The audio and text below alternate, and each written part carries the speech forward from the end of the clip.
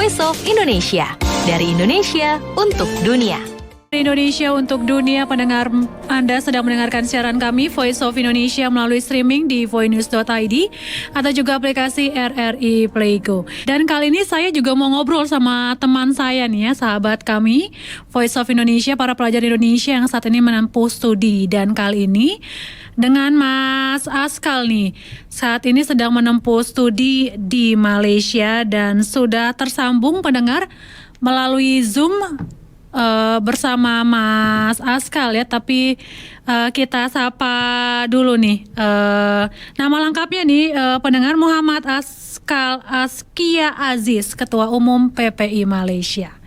Halo, selamat siang Mas Askal, apa kabar? Halo, selamat siang. Alhamdulillah sejauh ini baik-baik saja.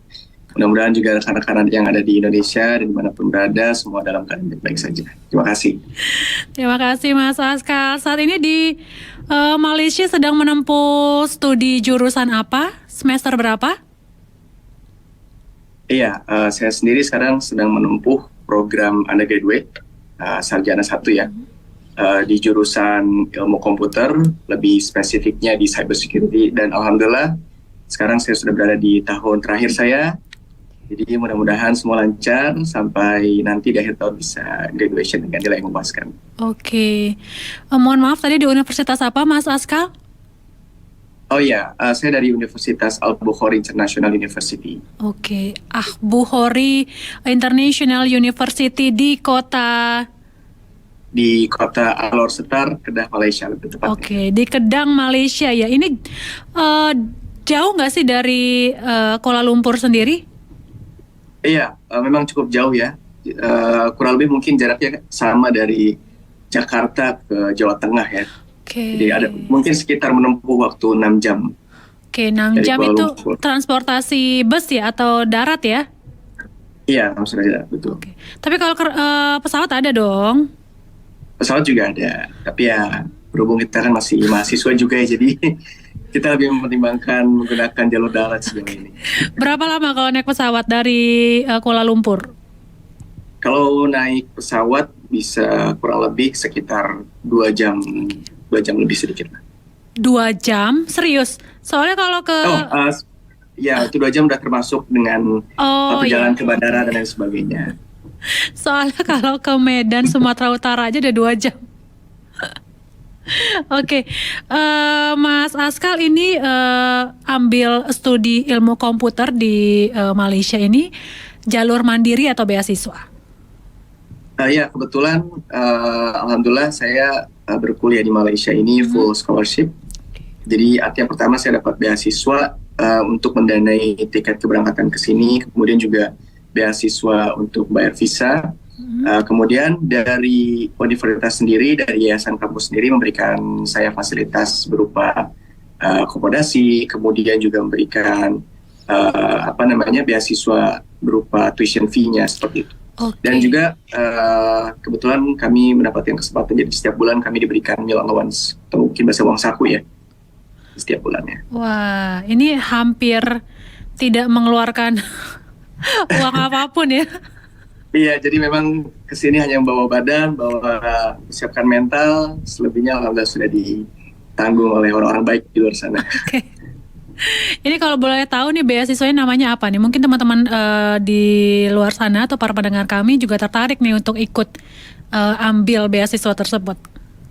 Oke, kalau dari yang beasiswa untuk visa dan kemudian keberangkatan, jadi waktu itu ada program dari Badan Amil Zakat Nasional di bawah program lembaga beasiswa Basnas, tapi mungkin untuk saat ini sudah dihentikan ya kerjasamanya.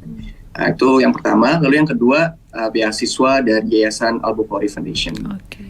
Jadi sedikit cerita tentang Al-Bukhari Foundation. Jadi Al-Bukhari Foundation ini dimiliki oleh seorang pengusahawan yang track record dalam dunia bisnis di Malaysia sudah cukup terkenal. Beliau mendirikan sebuah yayasan dan juga mendirikan universitas, diberi nama sama dengan nama beliau, Al-Bukhari.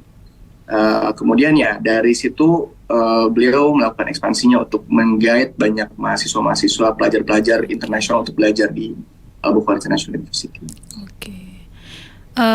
berarti semacam tokoh begitu ya?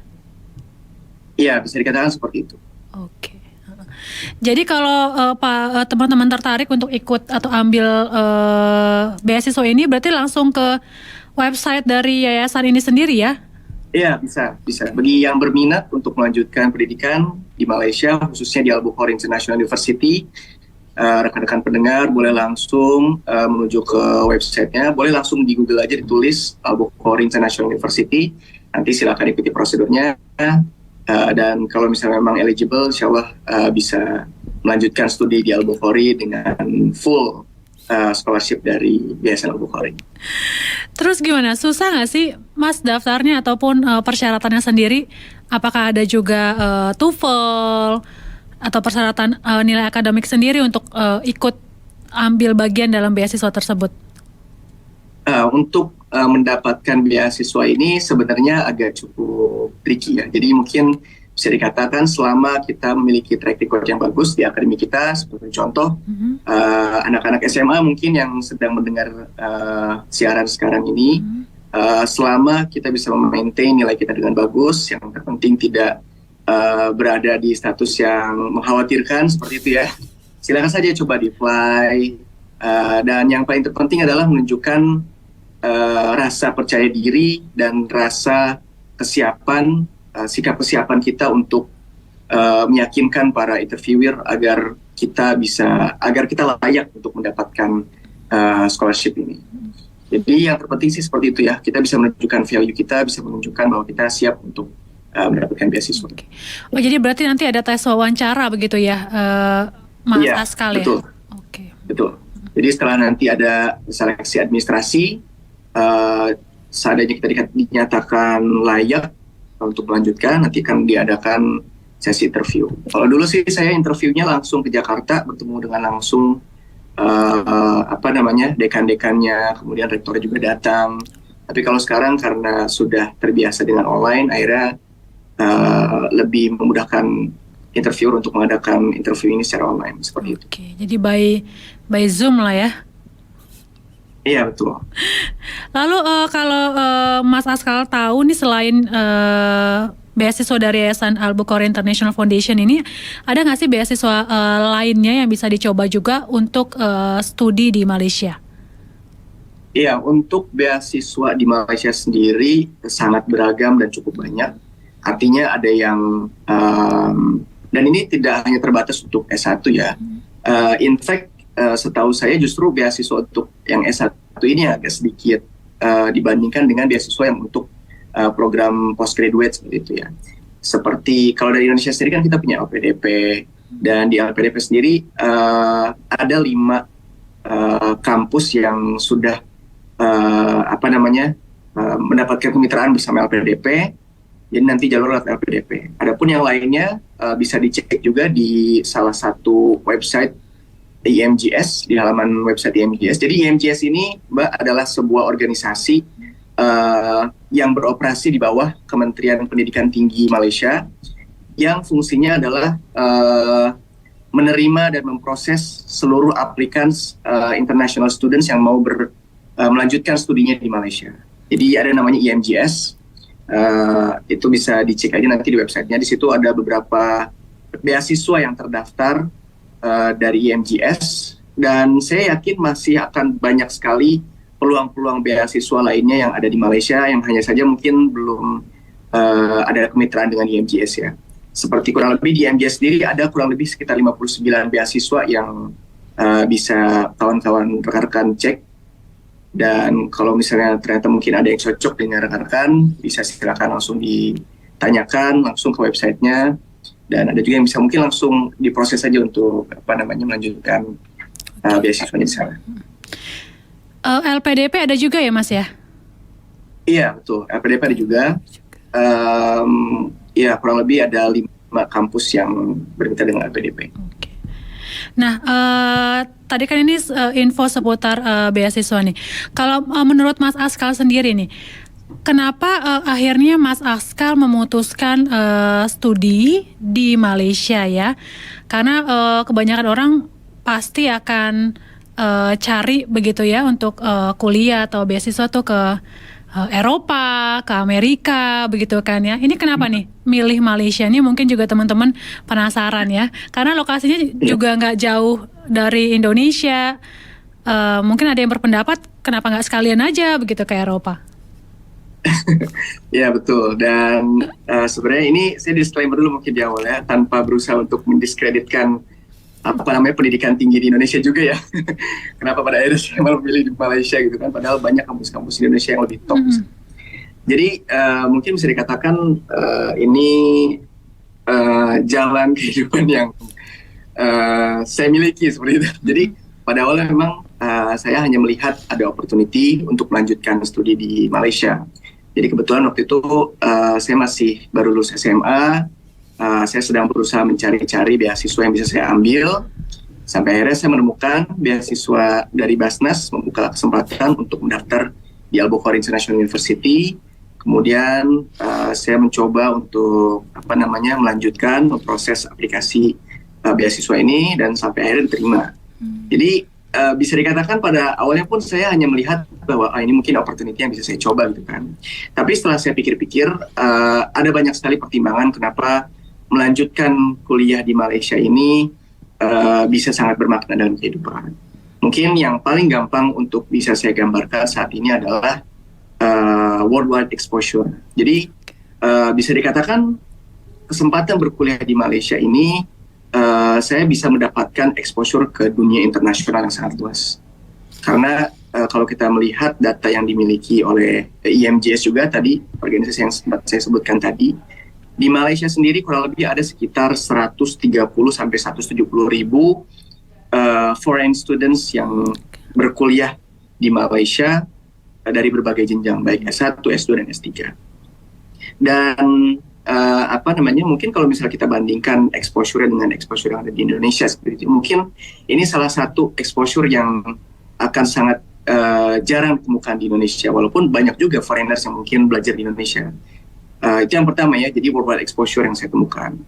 Yang kedua, mempertimbangkan affordability-nya. Jadi kalau misalnya kita melihat antara Indonesia dan Malaysia ini kan bisa dikatakan sebagai negara yang masih punya ikatan kekerabatan lah ya. Dari segi heritage juga kita masih memiliki kesamaan, dari segi culture, dari segi aspek kehidupan sosial lainnya masih agak sedikit mirip.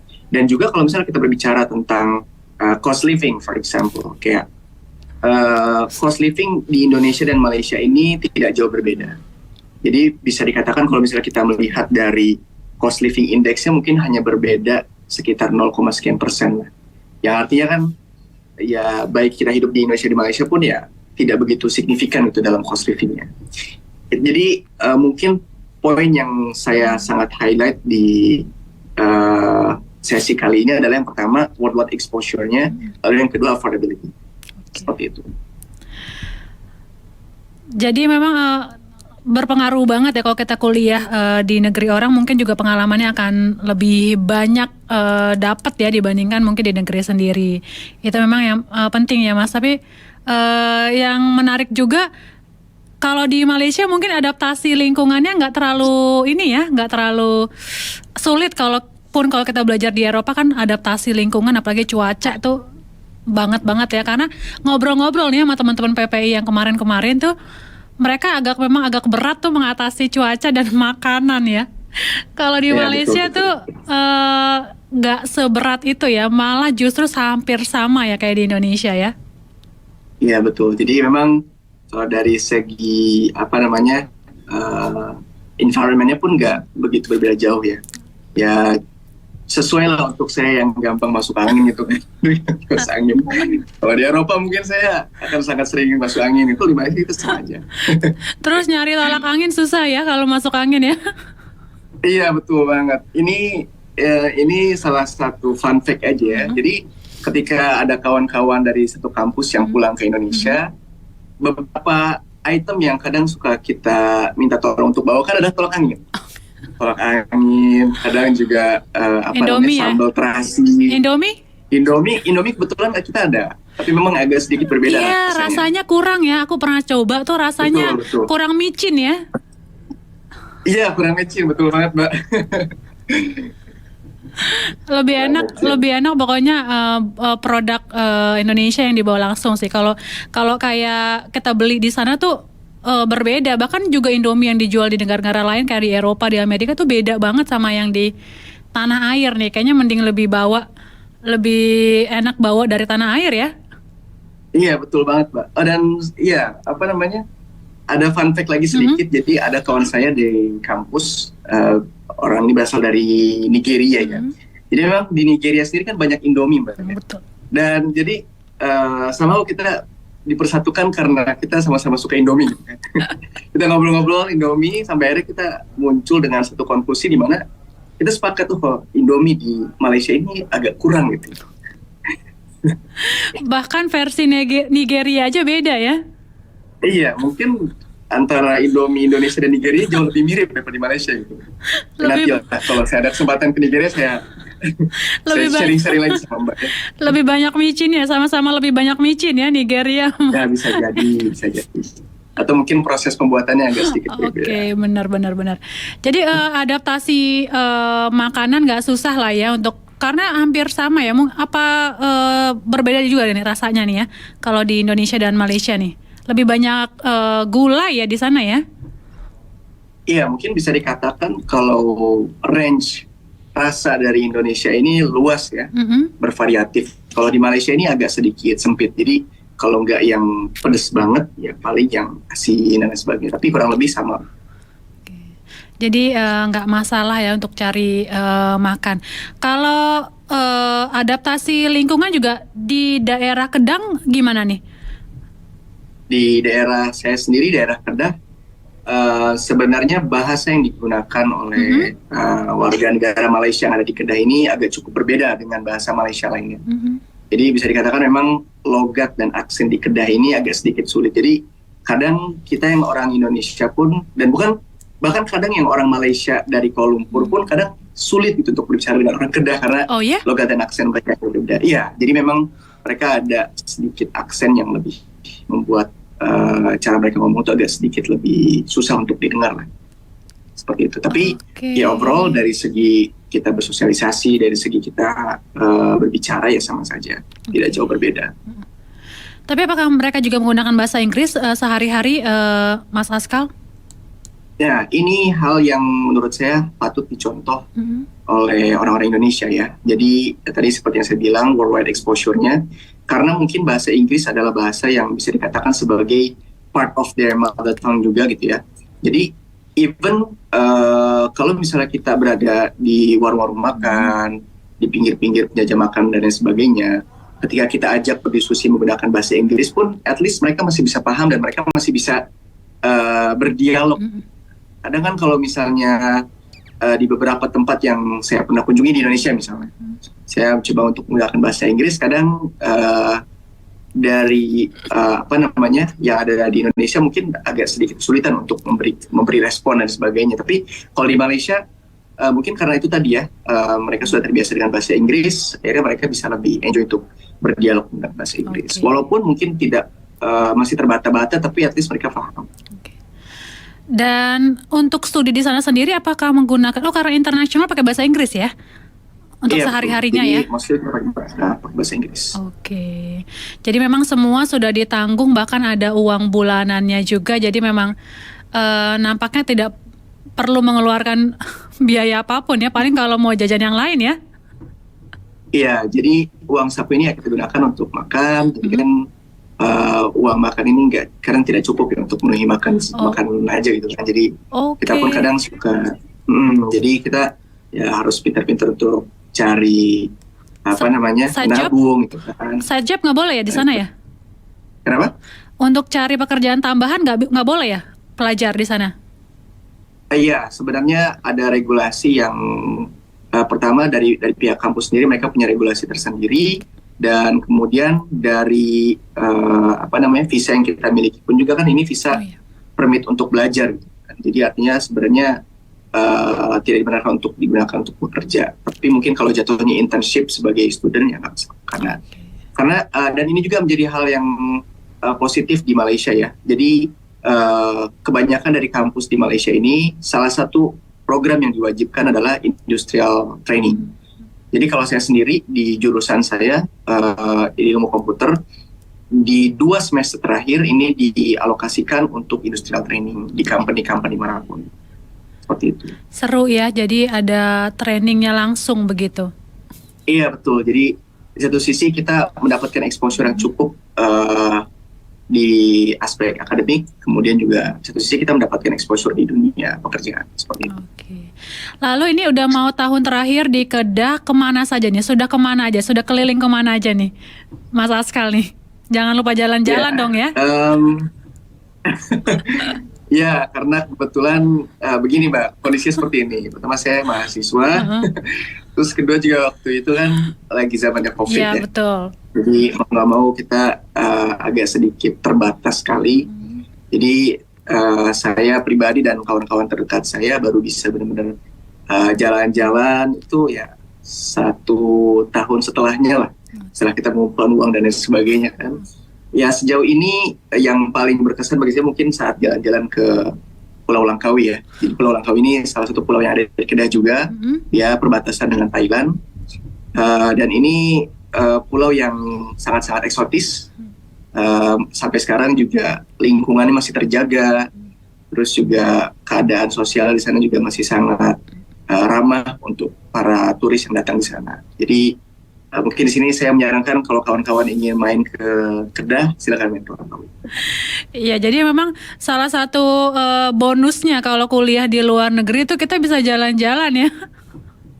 Iya betul. Ya sebenarnya kalau bisa dikatakan saya sebagai orang yang senang dengan jalan-jalan ke wisata alam, saya bisa katakan mungkin di Indonesia jauh lebih bagus dan jauh lebih banyak. Tapi ya tidak menutup juga kalau misalnya di Malaysia memang banyak juga spot-spot yang bagus, tempat-tempat destinasi yang masih layak lah untuk dijelajah seperti itu. Jadi jangan lupa juga ya, selain belajar juga bisa mengeksplor ya lingkungan sekitarnya. Iya betul. Oke Mas Askal, terima kasih sekali waktunya sudah ngobrol nih, seru banget ya, tapi karena waktunya juga terbatas. Jadi terima kasih untuk waktunya Mas Askal. Semoga nih teman-teman yang lain nih bisa dapat insight-insight nih kalau belajar atau mau ambil studi di Malaysia begitu, harus kemana dan ambil beasiswa kemana. Terima kasih Mas Askal, salam ya untuk teman-teman para pelajar Indonesia di sana. Ya siap, sama-sama Mbak. Terima kasih juga atas kesempatannya. Mudah-mudahan dari sini bisa membuka wawasan yang luas lah untuk melanjutkan studi di Malaysia. Ya terima kasih dan sukses nih untuk tahun terakhirnya ya. Ditunggu kontribusinya nih untuk tanah air. Siap Mas, siap. Terima kasih. Terima kasih, selamat siang. Pendengar Voice of Indonesia, demikian tadi bincang-bincang hangat saya dengan Mas Askal selaku Ketua Umum PPI Malaysia. Voice of Indonesia, dari Indonesia untuk dunia.